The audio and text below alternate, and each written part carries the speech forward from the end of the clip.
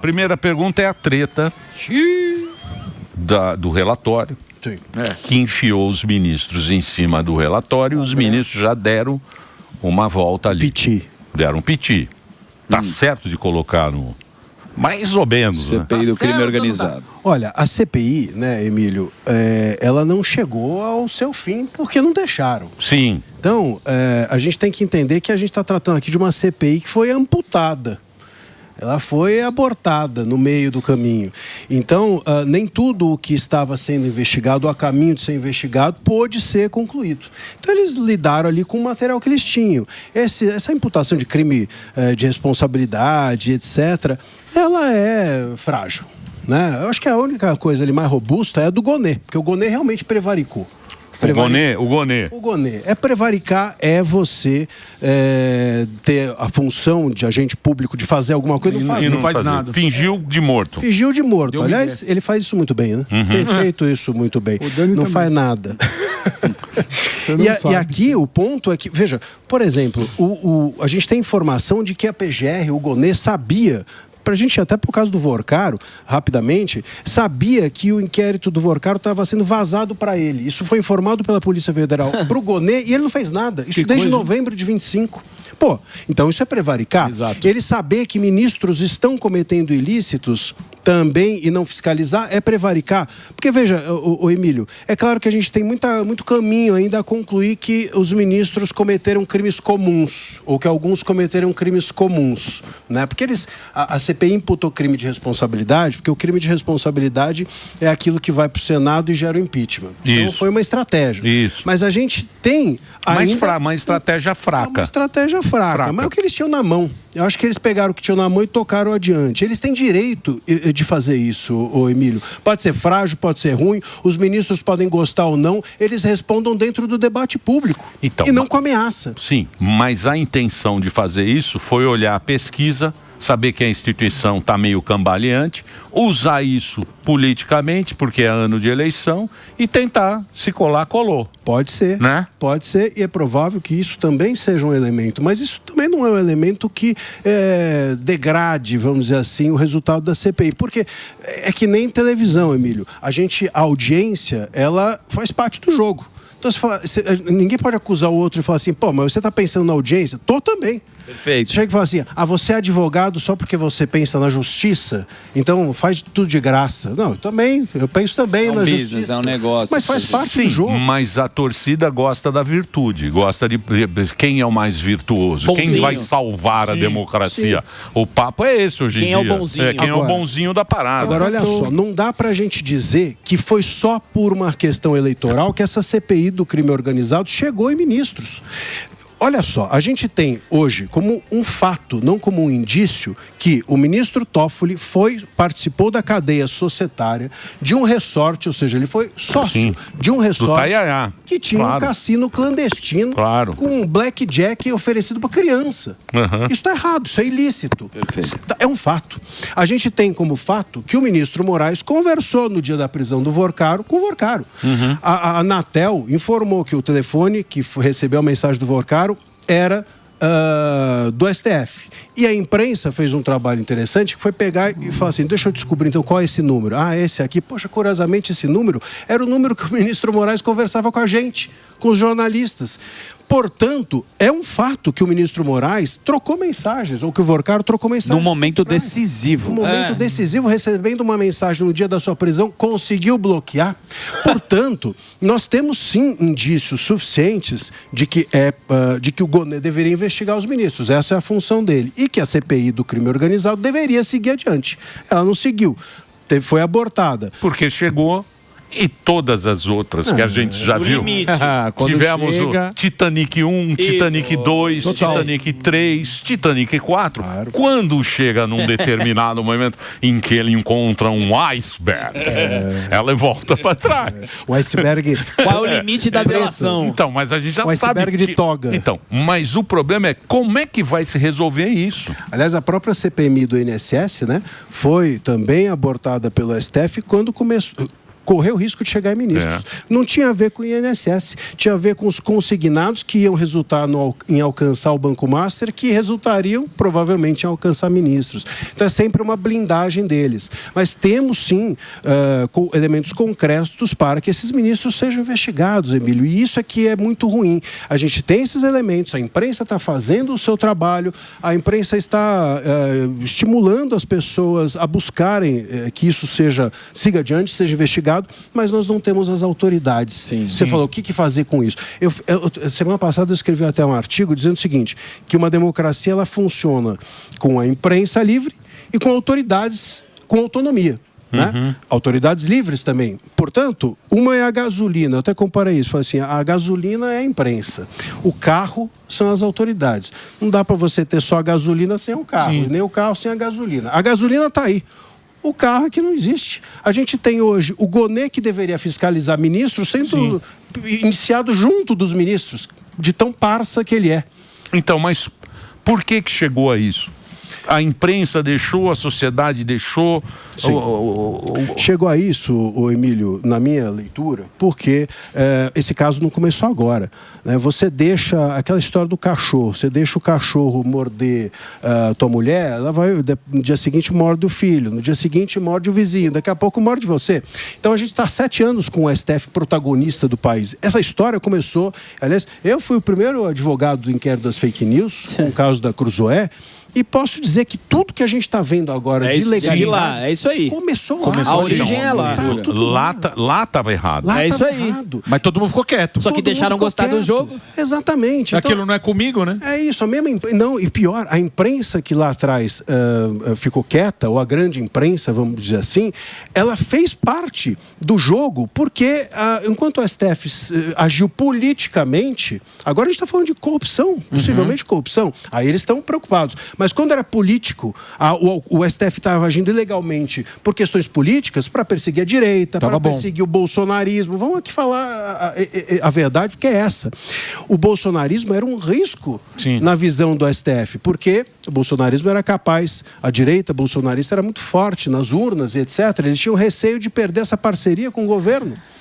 E então eles desidrataram o bolsonarismo, desidrataram essa direita, e a imprensa gostou disso.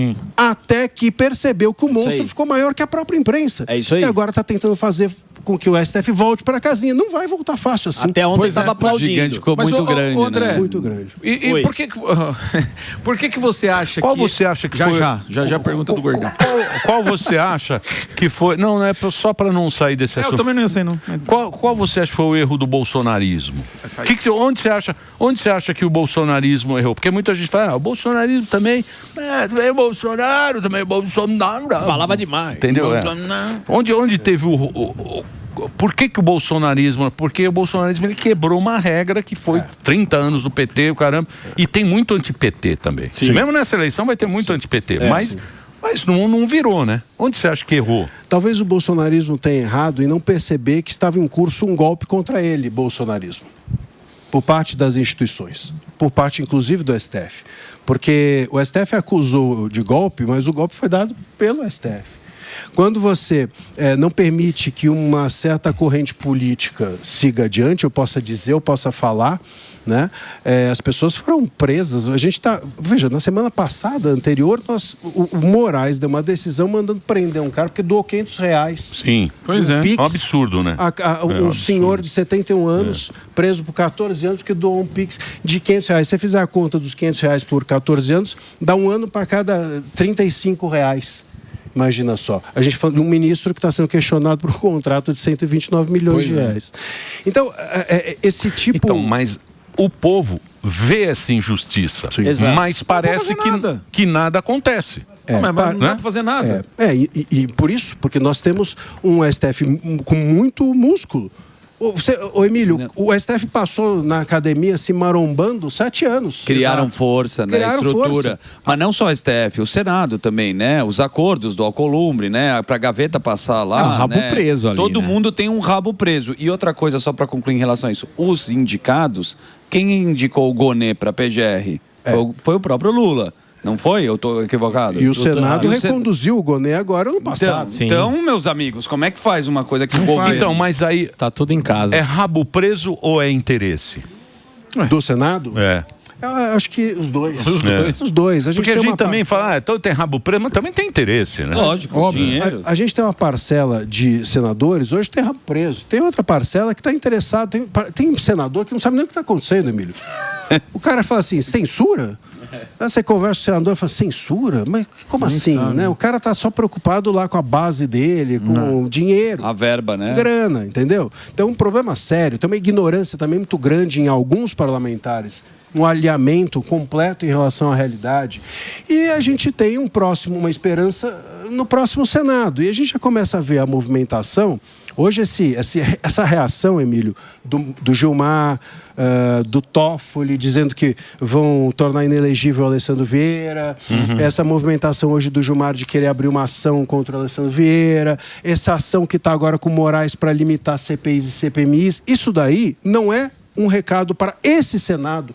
Porque esse Senado já está na mão do STF. É pro próximo. É pro próximo. É isso. Eles estão querendo... Porque esse Senado de agora, o próximo, vai ser eleito com o STF como a pauta. Então, impeachment de ministro, combate ao STF. Esse Senado que virá no ano que vem será muito forte nisso, até porque o eleitorado vai cobrar. Pô, vocês não disseram lá que vocês iam fazer isso? Agora é que o STF começa a querer cercar o próximo Senado. Exatamente. É assim que eles vão agir. Eles antecipam. Eles antecipam. André, por que você acha que agora a imprensa... eu não sei se acordou ou percebeu, porque assim, a gente estava falando aqui outro dia a respeito disso, que é inimaginável o tanto de notícia que fala, o supostamente, Alexandre de Moraes e tudo mais. Se fosse um tempinho atrás, não sei, muito longe, 2 anos atrás, essas emissoras talvez estariam no inquérito de fake news. Por que isso não está acontecendo? Com tanta coisa que estão se falando dos ministros, por que você acha que alguém permitiu que fosse aberta essa caixa de Pandora sem nada acontecer com as empresas? Ou qual que é a sua análise sobre isso? Eu acho que a imprensa vamos separar aqui, né? As imprensas, a gente tem vários tipos de imprensa no país, mas tem uma imprensa que estava cega, né, até então, e essa imprensa foi conivente. A minha leitura é que para ela interessou. Exato. Veja, continua interessando. Esse assunto aí dos R$500 doados, vocês viram repercutido? Nada. Continua. Você vê a grande imprensa se preocupar se a moça do batom lá tá bem ou tá mal? Tá viva ou tá morta? Não estão nem aí. Então a questão continua sendo um interesse em determinado ponto. Se eles se interessam por um STF ser ou não corrupto, mas não se interessam por um STF ser ou não político, interferir na política nacional. Esse é o grande problema do Brasil. Se a gente permite que o STF seja ilegal às vezes, ele vai ser ilegal nas vezes que ele quiser também. Exatamente. E aí sai do nosso controle. E isso entra também, né, professor, aqui nesse inquérito que o Zuzu até trouxe a notícia do Alexandre de Moraes, o Flávio Bolsonaro. E ali ele não teria, hipoteticamente, a imunidade parlamentar? E aí, como é que faz? É outro arranjo mais... Outro. O artigo 53 é claro, né? Quaisquer palavras de parlamentares são invioláveis. Como é que você interpreta quaisquer e invioláveis de uma forma diversa do que está escrito? Não tem como. E tem um outro ponto. Abrir inquérito para apurar crime contra a honra, no caso uma calúnia, é já ilegal de cara, de saída. Emílio, para que serve o inquérito? Inquérito serve para você apurar a autoria do fato, de quem fez o fato, e a materialidade. Isso. Ou seja, quem fez e o que fez. Pô, se o cara escreve um post, alguém tem dúvida de que foi ele? E tá lá escrito. Então não tem o que apurar. O inquérito é só mais um instrumento, uma espada na cabeça do futuro candidato Flávio Bolsonaro. É isso aí. O STF continua Fique bonitinho no seu cantinho. Não saia da linha. Fica na sua, que a qualquer momento... É chantagem. Mas a gente viveu aí, se você pegar bem, Marcília, um chantageando o outro o tempo inteiro. Se você pegar aí a história recente nossa aí, era um chantageando o outro, né? Parte do jogo. Veja só, a gente nunca foi uma maravilha, né, Emílio? Não dá para dizer que o Brasil, nós tínhamos uma democracia incrível e agora ela se perdeu. Não, sempre foi uma porcaria. Ela é relativamente uma porcaria. Só que agora ela ficou indecente. Agora ficou imoral e ficou escancarada a imoralidade. Nem se esconde mais. É isso. É a criança com bigode de leite falando assim, não sei onde está o leite. Não fui eu que peguei, não fui eu que tomei. Isso é que cria um clima muito ruim. Não dá para a gente seguir adiante, virar a página, enquanto tem ministro sendo acusado de cometer corrupção, pô. Como é que a gente vira a página e vai adiante assim? Na força. Mas você que é um bom advogado, qual que é a ferramenta jurídica para isso mudar dentro do STF e essas decisões não serem mais monocráticas? Porque me parece que não tem mais esperança em relação a isso. Se a gente vai para o Senado, não vai passar pela Alcolumbre. Se a gente vai para os ministros do STF, a maioria vota contra. Tem 2 relatores que estão passando. Como que faz? Não tem. A gente precisa ter uma reforma do judiciário. Não tem outro jeito. O que precisa é uma reforma. Mas para haver uma reforma, a gente tem que ter uma pacificação. Não dá para chegar e falar assim, é que nem reforma de casa. Você chega para tua mulher e fala assim, vamos fazer uma reforma? E ela fala assim, não quero. Tenta fazer. Tem que combinar. Começa. Você chega mas fala, não quero gastar muito. Não quero gastar muito. Ela quer eu quero mármore de Carrara. Ela quer não sei o que. Não tem jeito. Enquanto não houver algum tipo de pacificação e calmaria, não tem como fazer reforma. Mas nesse caso, teria como algum ministro ter um bom senso ali e falar assim, eu não sei, isso é uma pergunta de leigo. E tem, assim, tem muito pulando do cavalo, tem muito. Mas tem muito pulando do cavalo. Tem como o ministro falar assim, melhor você se afastar e meter uma canetada também, sozinho, e falar, tá afastado ou não tem como, só o Senado, quem pode fazer isso? Quem poderá... A gente tem visto, por exemplo, algumas posturas diferentes dentro do STF, por exemplo, como com o André Mendonça. O André Mendonça, eu creio que ele vem dando algumas decisões que não são iguais às dos demais. Só que é o seguinte, e aí entra um outro ponto, não adianta você também ser totalmente legalista. O André Mendonça fala assim, eu vou ser legalista ao extremo. Então eu dou uma decisão, por exemplo, prorrogando a CPMI do INSS, e agora eu vou entregar para os meus colegas referendarem a minha decisão, porque isso é o mais correto. Aí os caras vão lá e derrubam a decisão dele.